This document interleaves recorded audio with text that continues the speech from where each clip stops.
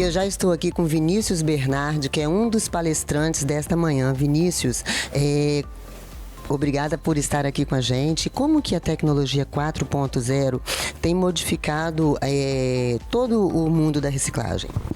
A reciclagem 4.0 é um tema muito importante porque nós estamos acostumados ao normal, né? O que é o normal?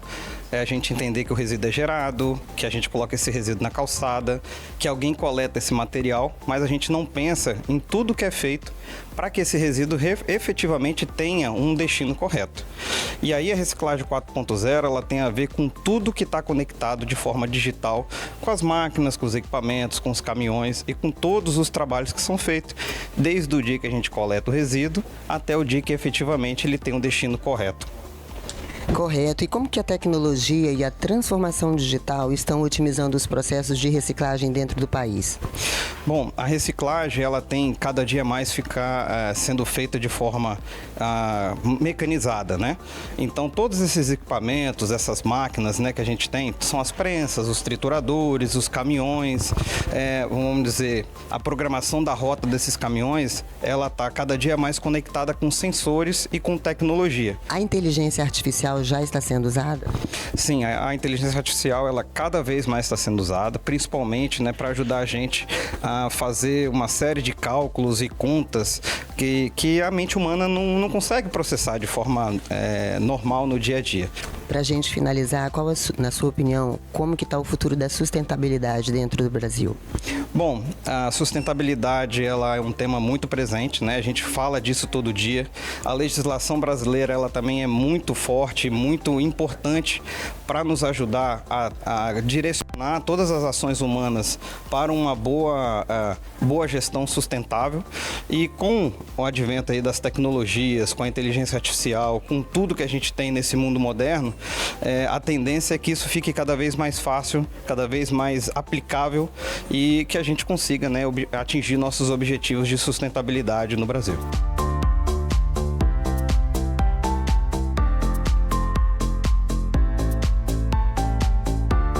E agora eu vou conversar com a Amanda Vieira, que é diretora da Vila Recicla. Amanda, como surgiu a ideia de transformar o resto de grandes obras, né, em materiais de construção?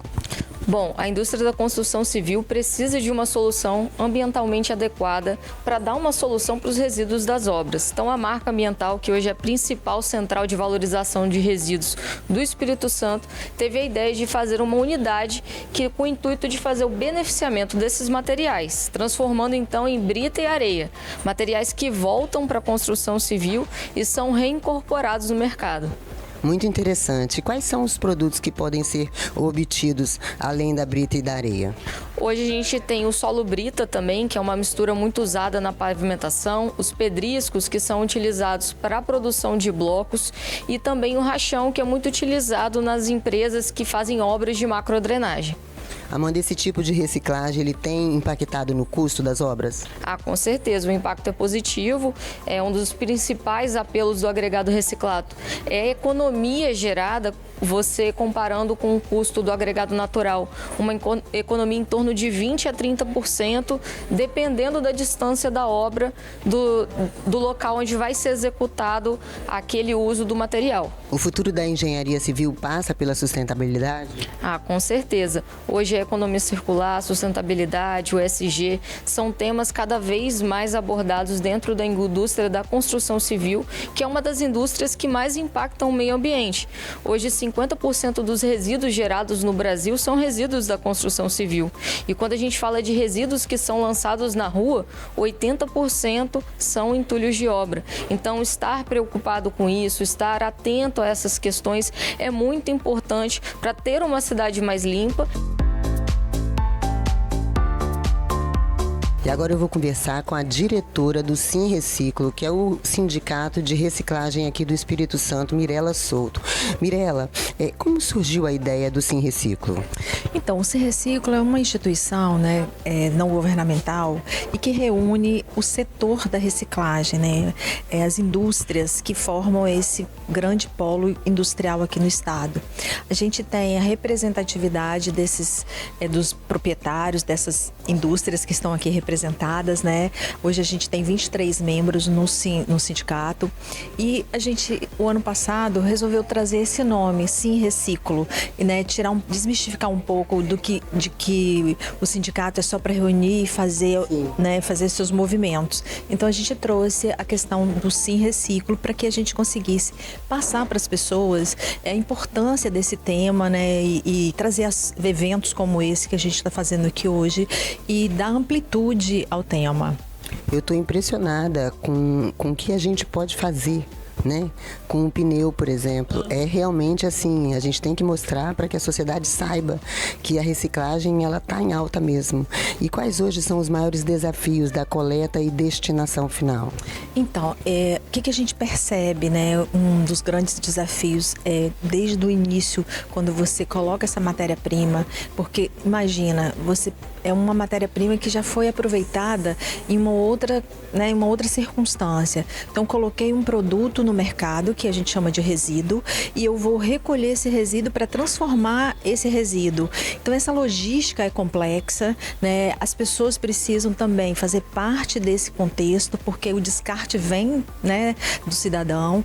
Então, você tem uma gama de processos para você chegar na indústria da reciclagem. Então, eu sempre digo que a gente começa a pensar na reciclagem de trás para frente. Se eu não tenho onde destinar, se eu não tenho onde processar, não tem como eu fazer uma coleta seletiva, né? Então, as pessoas precisam ficar conectado com esse assunto, ficar conectado onde que tem um ponto de coleta de eletrônico, por exemplo, como que eu posso destinar o meu pneu e também cobrar das indústrias que colocam esses resíduos no mercado. Então, a indústria que coloca um computador, como que ela está trabalhando isso? Porque nós temos leis que protegem, né, a logística reversa, por exemplo.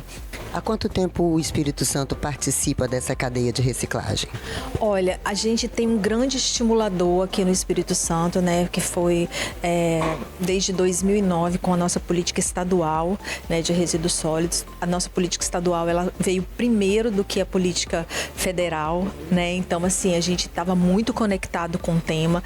A política nacional de resíduos ela tramitou 20 anos para poder ela se tornar concreta. E em 2010, quando a Política Nacional de Resíduos realmente foi sancionada, a gente realmente teve um alargamento desse processo das indústrias, né? Porque a gente começou a ter uma base legal para seguir. Qual a sua mensagem para quem está em casa? Para as mulheres que estão em casa nos assistindo, elas podem começar a fazer a reciclagem dentro da própria cozinha? Isso dá certo? Então, o importante é você se conectar com o tema, conhecer um pouco do assunto, né? E pensar que as cidades têm sempre alguma iniciativa de coleta seletiva. Então, onde é que eu posso destinar o meu resíduo? Por exemplo, pontos de coletas de eletroeletrônico que tem no Shopping Vitória, né? Pode levar lá e destinar. Aí eu tenho uma pilha, os supermercados, todo comércio que coloca esse produto no mercado, eles são obrigados a recebê-los de volta, né, após o uso. E diversos outros processos. Vitória tem um projeto de coleta seletiva de pontos de coleta muito intensificado. Então, assim, dá pra gente falar assim, mas eu não conheço. Passa a conhecer, que é o primeiro passo.